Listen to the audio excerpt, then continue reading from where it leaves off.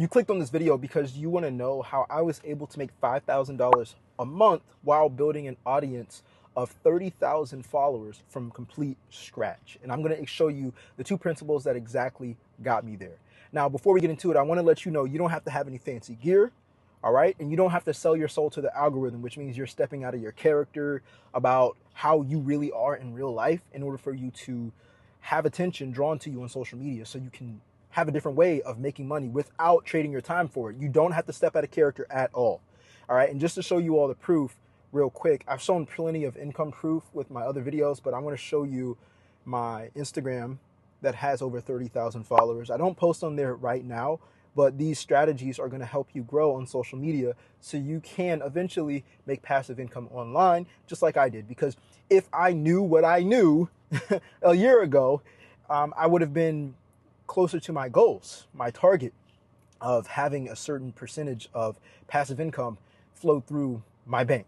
So I'm going to help you guys get there. All right. And I got my notepad right here. So we're going to hop right into it. I want to let you know. All right. Remember this from this video. A candle loses nothing by lighting another. I want you to imagine if you have a candle and the flame is lit and you have a candle that one of the flames, there's no flame on the other one, and you go ahead and you tilt that candle over, both candles are going to be lit. That doesn't mean that the candle that was originally lit has any less of a flame, okay? And this works and multiplies over and over and over again without that original candle losing its flame. All right, I'm gonna break down this concept because there's too much false information on social media, on YouTube, where people are just giving you all these strategies. But if you don't understand the principles to these strategies, when the algorithm change, when these social media platforms or YouTube or Instagram, when they change, you're going to have trouble because you're not following principles, you're following strategies. Okay, so the first thing that I have written down is people don't care about how much you know until they know how much you care. Let me say that again. People don't care about how much you know until they know how much you care. The way that you're going to implement this is you want to give away information, all right? Give away information that you or others actually charge for. Okay, give away information that you or others would actually charge for.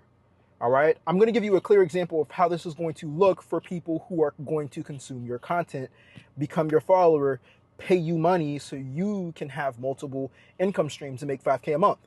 All right, we're going to bring up the relationship between Tony Stark and Spider-Man. I'm a huge Avenger fan. I love Avengers. Spider-Man is one of my favorite Avengers. Anyways, we know, if you've been watching Avengers for the past couple years, you know that Tony Stark has a special relationship with Spider-Man. At first, it started off professional. Hey, I want to recruit you. I need your help for the Avengers to stop Captain America. I'm going to give you my tech. All right? I'm going to give you my tech. I'm Tony Stark. I'm going to give you my tech, and I want you to use your skills, your fighting skills, and my tech to help me achieve a goal, which is to stop Captain America and the other half of the Avengers. Now, throughout Spider-Man and Tony Stark's relationship, Tony Stark starts to check back on Spider-Man from time to time to see how he's doing as the friendly neighborhood Spider-Man, and they grow a bond, which is why at the end of Avengers, Tony Stark or Spider-Man, when Spider-Man first disintegrated, when Thanos snapped his finger, it was very emotional. Everybody remembers that emotional moment between Tony Stark and Spider-Man. Like, Spider-Man's like, Mr. Stark, I don't want to go. What's happening? You know, and it was very emotional. Okay? Now, when Tony Stark, at the end of the Endgame movie, Avengers, when Tony Stark snapped his finger, he died after having the gauntlet on his hand.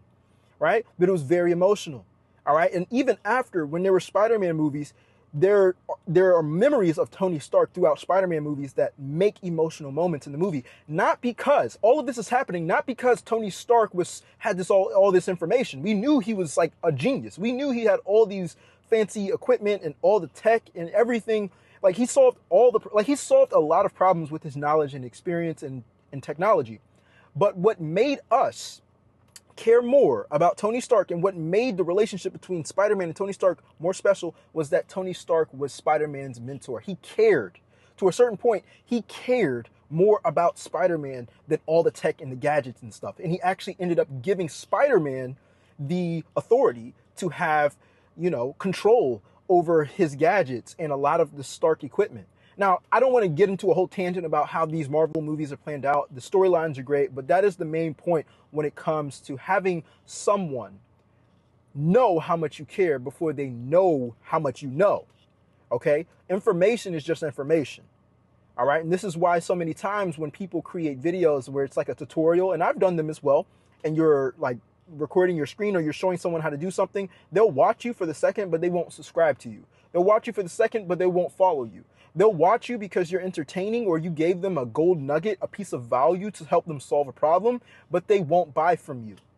It's because they don't have that connection. People need to know you, like you, and trust you. Okay? A lot of people don't like Tony Stark, but the people he cares for, he has a good relationship with. All right? And I wanted to point that out with the Spider-Man and Tony Stark relationship. Now, here's what they don't tell you. All right? Here's what they don't tell you about giving information out and helping someone solve a problem on social media, which it goes over most people's heads. I ain't gonna lie to you. If you skip this step, you're going to have a hard time understanding what to give people so they do want to follow you or subscribe to you, or even most importantly, pay you for a solution so they can get a result faster. Before we get into it though, guys, I have created, and I am still in the creation process of this live class, Passion to Profit, that's going to help you turn your knowledge and your passion into a passive income source, creating content about things you're already knowledgeable and passionate about. Guys, this is going to be live. I'm going to be hosting one every single week. But if you are interested in that, to know how to post on social media, how to create content, how to create your products, what offers should you give to people in order for you to make passive income online, if you are interested in that, comment the word class below so I know if you're interested, and that way I can continue, making this for you all to give you the most value. All right? Comment class below if you are interested in that. Now, getting back into it, I want you to understand that a gift is only good if it's wanted. A lot of us think that because you're knowledgeable about something, if you just post it, or if you think something's cool or that you should share it, that people actually care enough to watch it, when that's far from the truth. Okay, a gift is only good if it's wanted. All right, there was a story between a boy with a dog and a grandma and a father, right? I want you to imagine this little boy wanted a dog. So he kept asking his dad for a dog every single day. Finally, the dad gave in and was like, all right, son, I'm going to get you this dog. But when I get this dog for you, you must take care of it. If you don't take care of it, I'm taking him back to the kennel. So the boy promises to take care of the dog. Now, one day, the dad goes off to work.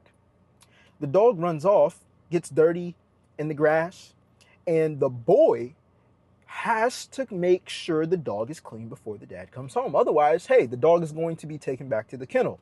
All right? Now, the boy tries to use garlic to get the fleas off of the dog because the dog rolled all over in the grass and stuff, right? The dog refused to be near garlic for whatever reason. The boy's confused. He's like, Dad's coming home in an hour. I don't know what's going to happen. I've tried my best. Let me ask my grandma, who's at home right now. He goes to his grandma. Grandma, I'm trying to get the fleas off this dog so Dad doesn't end up returning the dog to the kennel because I didn't keep him clean. But he won't stay still when I try to wash him with garlic. And the grandma says, you're trying to wash him with garlic? And the boy says, yes. And the grandma's like, well, what you need to do is rub the garlic in bacon. The boy asks, why? And the whole point of rubbing the garlic in the bacon is to give the dog what it wants before it has what it needs. Let me say that again for the people in the back. The boy gave the dog what it wanted before it got what it needed. It knew the scent of bacon, but garlic mixed in with it was going to get rid of the fleas. So the dog finally stood still because it could smell bacon, something that it actually wanted. But what it actually needed was the garlic to remove the fleas from the dog so the boy could keep the dog because he loved the dog. Long story short, the dog became clean, the dog stood still, and the boy never lost the dog because he was able to clean it before the father came home. Now, I say all this to say that a gift is only good if it's wanted. This means for us that you don't want to post what people need. I know this sounds backwards because I struggled with this for 4 years. okay? You don't need to post what people need, because what people need, they already know what they need, okay? But you want to post what they want. You all want to make money online. So I'm giving you the stories and of the principles that have helped me make money online. I'm not showing you what you need. And I know that sounds backwards again, but what you need are systems. What you need is an offer. What you need is a social media account. What you need is knowing how to speak to the camera. What you need is how to be authentic. But that all comes after showing you what you want. You want to know how I started making $5,000 a month, starting from zero, gaining 30,000 followers. You want to know that. But what you need to know are the small steps that have gotten me to that point, which is the whole reason of me creating this class that I asked you all to comment class down below on if you're interested in, which is the Passion to Profit class. It's going to be live. All right, this is not some pre-recorded course. If you are interested in that, again, comment class down below. But those are the two main principles that have helped me earn over $5,000 per month when I was on Instagram, and helped me gain over 30,000 followers. Now, you obviously know how I was able to make $5,000 a month while making and working on gaining 30,000 followers on Instagram. But what you want to make sure you do is that you gain followers in the right way. Because if you don't gain the right followers, because every follower isn't equal, every view isn't equal, every piece of content isn't equal, you need to make sure that you don't make the mistake of getting the wrong type of followers. And that video is going to be posted somewhere along this screen. So go ahead, click that, and I'll see you in the next video.